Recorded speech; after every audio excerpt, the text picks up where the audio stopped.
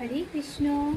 ভাগবত গীতার 18 নম্বর চ্যাপ্টার অর্থাৎ মোক্ষ যোগে 65 নম্বর শ্লোকে ভগবান শ্রীকৃষ্ণ বলেছেন, মন্মনা ভাব মদ্ভক্ত মদিয়াজি মাম নমস্কুরু মামেব এষ্যসি সত্যম তে প্রতিজানে প্রিয় হসিমে।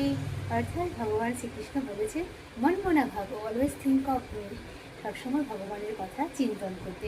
মদ ভক্ত, বিকাম মাই ডিভোটি, ভগবানের ভক্ত হতে বলেছেন। মদিয়াজি অর্শিপ মি, ভগবানের পুজো করতে বলেছেন। এবং ফাইনালি কি বলেছেন, মাম নমস্কুরু, অর্থাৎ বলেছেন অফার ওবেসেন্সেস আনটু মি, ভগবানের শ্রী বিগ্রহকে প্রণাম করতে বলেছেন।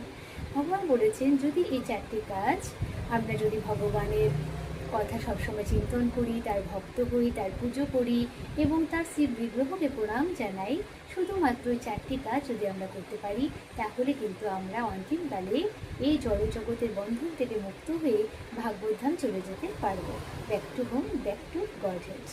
ভগবান সেটা নিশ্চিত রূপে এই শ্লোকের মাধ্যমে বলেছেন।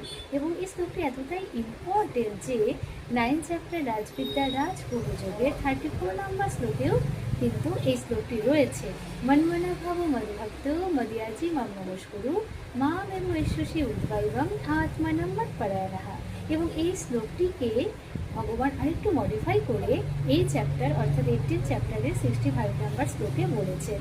অর্থাৎ এই শ্লোকটি হলো, this shloka is considered as the concluding message of Bhagavad Gita.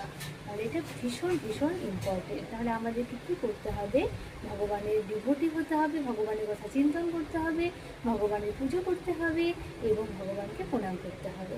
তাহলেই কিন্তু আমরা এই জন্ম মৃত্যু সাইকেল থেকে বেরিয়ে ভগবানের কাছে পৌঁছে যেতে পারবো।